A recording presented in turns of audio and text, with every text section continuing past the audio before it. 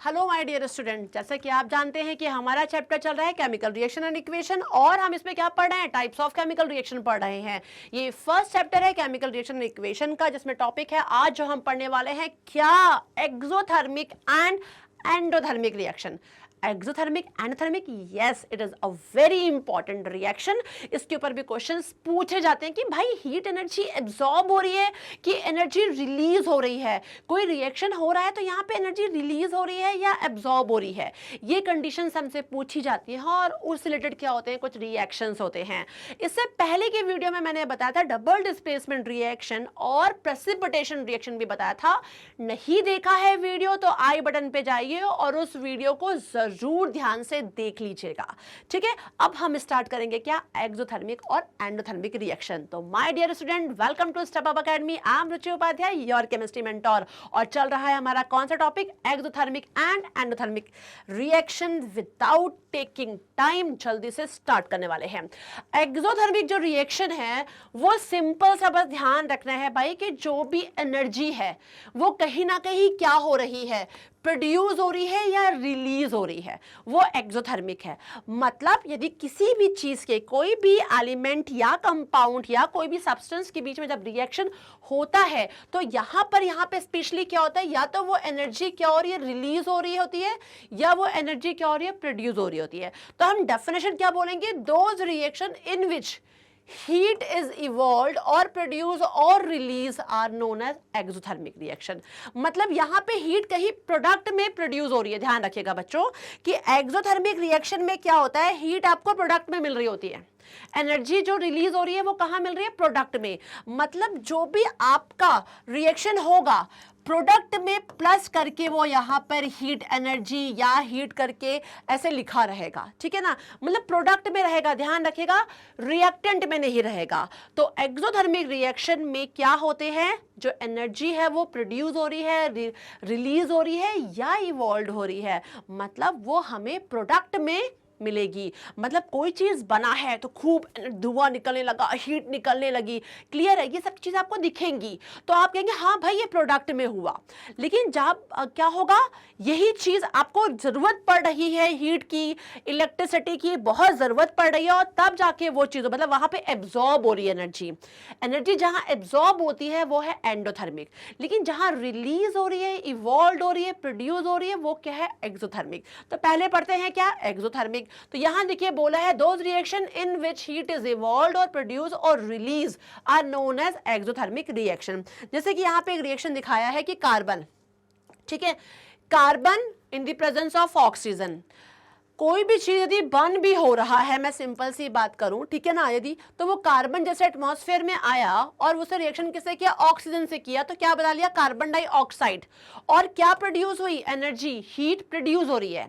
तो it is a exothermic reaction. ये क्या कहलाएगा, एक्सोथर्मिक रिएक्शन कहलाएगा।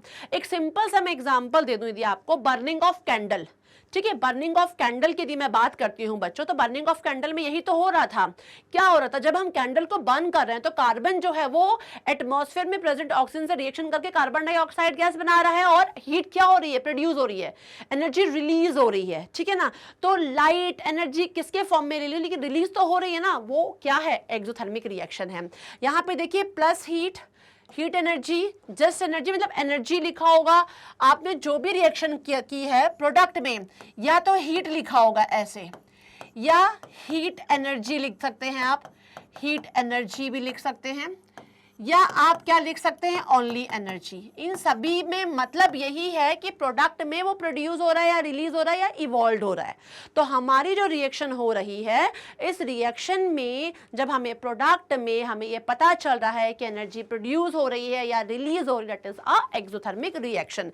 ऐसे ही देखिए एग्जांपल है, when natural gas burn, natural gas में मीथेन को लिया हुआ है CH4, ओके, इसको बर्न कर रहे हैं। अब बर्न कर रहे हैं इसका मतलब एटमॉस्फेयर में क्या है, ऑक्सीजन है भाई।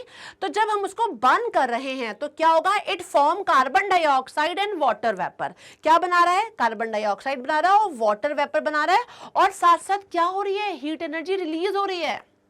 तो it is also a exothermic reaction कि मीथेन गैस है और जब इसको बर्न कर रहे हैं तो बर्न तो तभी होगा जब ऑक्सीजन प्रेजेंट होगा, और बनने के बाद क्या होगा, कार्बन डाइऑक्साइड गैस बन रही है, ठीक है ना, वाटर, लेकिन एनर्जी क्या हो रही है, अच्छी खासी रिलीज हो रही है, तो वो हमारा क्या कहलाएगा, वो कहलाएगा एक्सोथर्मिक रिएक्शन कहलाएगा। अदर एग्जांपल देख लेते हैं, रेस्पिरेशन, भाई सांस ले रहे हो, ऑक्सीजन ढंग से इनहेल किया, कार्बन डाइऑक्साइड को रिलीज किया, जो रेस्पिरेशन की प्रोसेस होती है उसमें भी क्या है, देखा जाए तो एनर्जी प्रोड्यूस होती है ना, हमें कहीं ना कहीं एनर्जी तो मिल रही है, एनर्जी प्रोड्यूस हो रही है यहाँ पर, तो देखा जाए it is a exothermic reaction कि हमने क्या लिया, in the form of food, भोजन के रूप में एनर्जी लिया, जहां पे लिख दिया है ग्लूकोज C6H12O6, ठीक है ना, यहाँ 6 है, रिएक्शन किससे कर रहा है, ऑक्सीजन से, क्यों, क्योंकि ऑक्सीजन हम सांस लेने में यूज कर रहे हैं।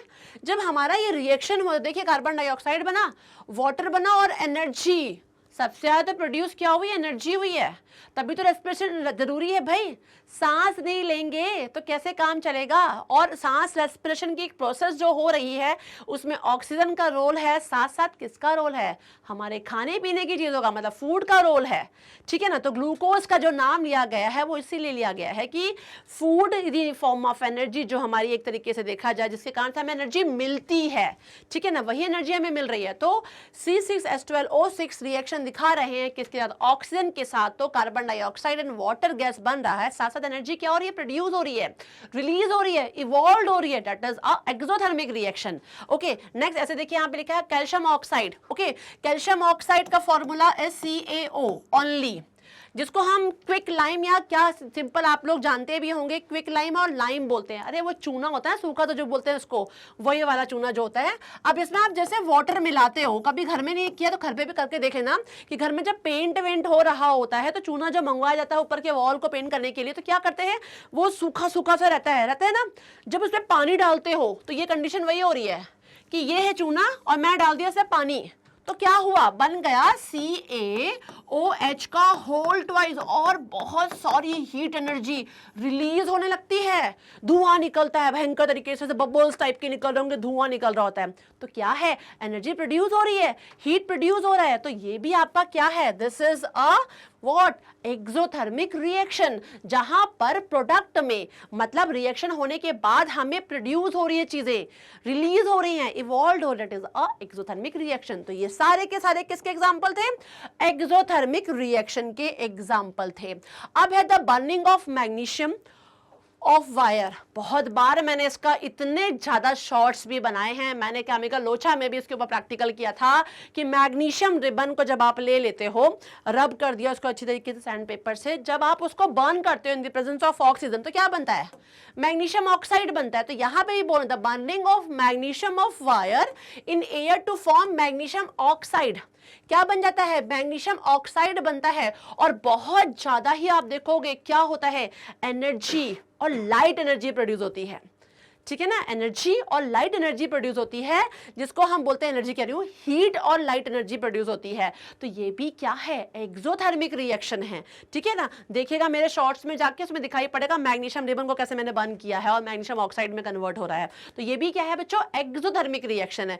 तो मेरे ख्याल से समझ में आ गया होगा व्हाट इज एक्सोथर्मिक रिएक्शन, जो कि किसी रिएक्शन में कहीं ना कहीं एनर्जी या हीट एनर्जी के फॉर्म में प्रोड्यूस हो रहा है, इवॉल्व हो रहा है या रिलीज हो रहा है, ठीक है ना। आपने देखा कि सूखा सा चूना था, कैल्शियम ऑक्साइड, जिसको हम लाइम भी बोलते हैं, क्विक लाइम भी बोलते हैं, हमने जैसे उसमें पानी डाला, घर में ही देख लो एक्सपेरिमेंट करके, पानी डाला, धुआं टाइप पर निकल रहा है, हल्का अच्छा खासा गैसेस फॉर्म हो रही है, बबल्स टाइप के दिख रहे हैं, वो क्या है, हीट ही तो प्रोड्यूस हो रही है, यही तो रिलीज हो रहा है। It is a exothermic reaction, जहां पर हमें प्रोडक्ट में चीजें मिल रही हैं वो क्या हो जाएंगी, एक्सोथर्मिक रिएक्शन हो जाएंगी, ठीक है ना।